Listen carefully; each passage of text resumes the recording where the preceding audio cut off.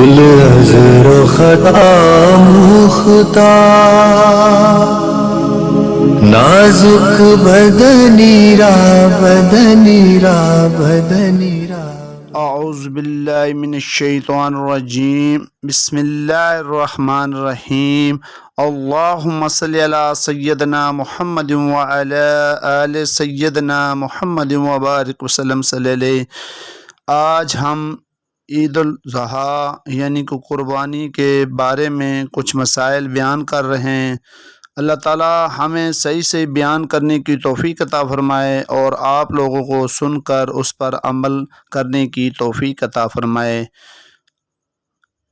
قربانی حضرت ابراہیم خلیل اللہ کی یاد میں یعنی ان کی سنت کو اجاگر کیا جاتا ہے اور رضا الہی کے اصولوں کے مطابق اس کو 3 دنوں کے اندر یعنی کہ ادا کیا جاتا ہے۔ عید کا پہلا دن، دوسرا دن اور تیسرے دن وہ ان لوگوں کے اوپر فرض ہے جو صاحب نصاب یعنی کہ مال کے نصاب، جن کو اللہ تعالیٰ نے اتنی استطاعت دی ہے کہ وہ قربانی کریں۔ شریعت اسلامیہ میں صاحب نصاب پر قربانی واجب ہے۔ صاحب نصاب وہ ہیں جو کہ 52.5 تولہ چاندی یا 7.5 تولہ سونا کی مالیت رکھتے ہوں۔ زکوٰۃ کا نصاب یعنی کہ زکوٰۃ جو ہے ان پر فرض ہوتی ہے اور زکوٰۃ اس عرض میں فرض ہوتی ہے جیسے قمری سال گزر جائے یعنی کہ سال پورا گزر جائے تو ان دنوں میں زکوٰۃ فرض ہو جاتی ہے۔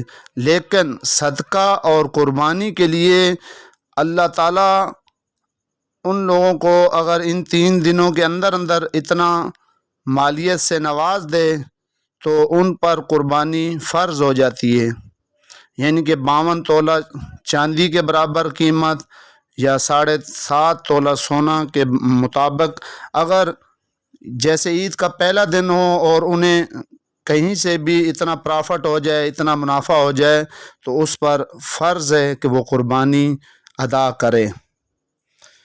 پھر قربانی ہر اس شخص پر واجب ہے جو صاحب مال کے نصاب ہو، یعنی کہ اس کے پاس اتنی طاقت ہو۔ اس لحاظ سے آپ لوگ آپس میں بھی ایک دوسرے پر یعنی کہ آپس میں اپنے اوپر بھی غور کریں کہ آپ کے پاس بھی اتنا مالیت ہے تو آپ پر فرض ہے، یعنی گھر میں اگر زیادہ افراد رہتے ہیں اور سب کو اللہ تعالیٰ نے اتنی استطاعت دی ہے تو ان کا اوپر قربانی فرض ہے۔ اور قربانی کا جانور فربا ہو، صحت مند ہو اور ماشاءاللہ ہر عیب سے پاک ہو،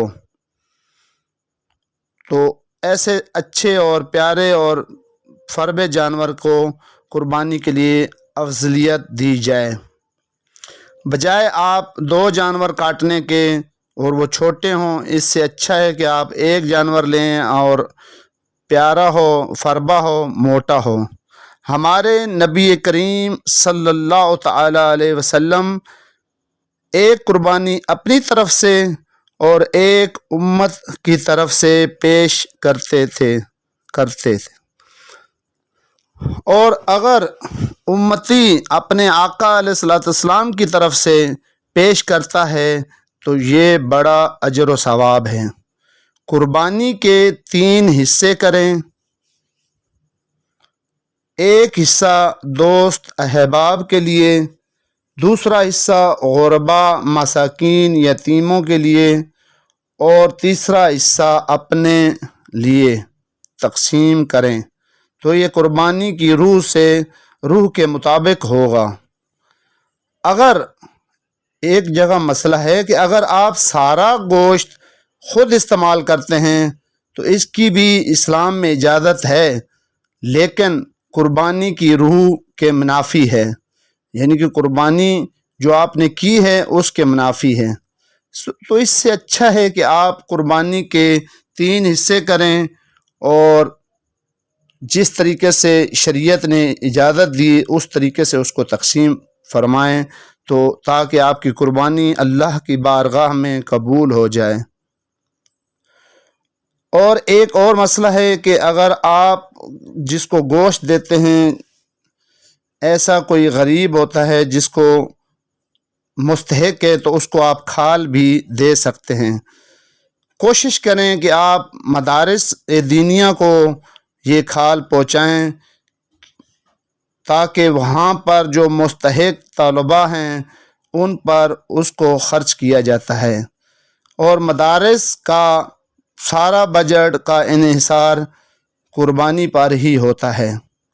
اور قربانی کے مسائل میں ہے کہ قربانی مسلمان ہونا لازمی ہے، عاقل، بالغ اور مقیم ہونا، یعنی کہ سفر میں نہ ہو۔ سفر میں جو ہوگا تو اس پر قربانی فرض نہیں ہے جب تک وہ اپنی منزل تک نہیں پہنچتا۔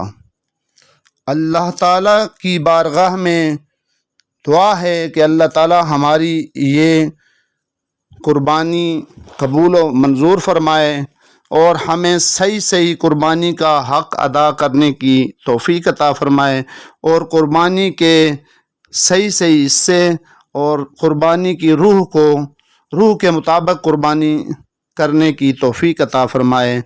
اللہ تعالیٰ جتنے بھی صاحب نصاب ہیں، صاحب مالک ہیں اور ان کو استطاعت ہے، ان کو قربانی کی اللہ تعالیٰ توفیق عطا فرمائے، اور اللہ تعالیٰ ہمیں ہماری قربانی میں ہر طرح کی جو بھی کمی پیشی ہوتی ہے اس کو معاف فرماتے ہوئے اپنی بارگاہ الہی میں قبول و منظور عطا فرمائے۔